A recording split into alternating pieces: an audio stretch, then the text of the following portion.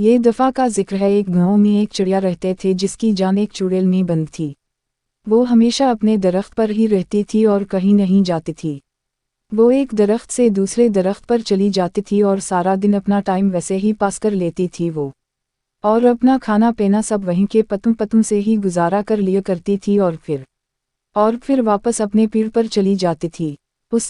उसकी नज़र हमेशा शिकारियों पर होती थी कि कहीं कोई शिकारी न जाए और उसकी ज़िंदगी तबाह न कर दे, इसीलिए वो इसी डर से अधर अधर भागते रहते थे।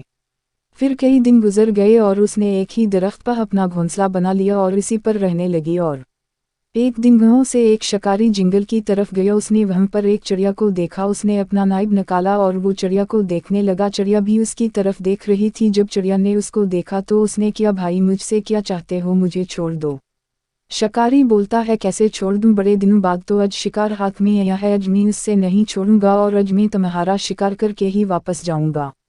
चिड़िया गौर से उसकी सारी बातें सुनती रही। चिड़िया बहुत ज़्यादा परेशान हुई। वो इसे कहते रहे कि मुझे छोड़ दो और कहीं और चले जाओ, मगर शिकारी उसकी एक भी बात नहीं सुन रहा था। इसे कह रहा था कि नहीं, आज तो मैं तुम्हारा शिकार करके ही जाऊंगा और ये मेरा रिकॉर्ड है कि मैं कभी खाली हाथ वापस नहीं जाता, हमेशा अपना शिकार लेकर ही वापस जाता हूँ। चिड़ियों से वो समझाती रही मगर उसने उसकी कोई बात न सुनी।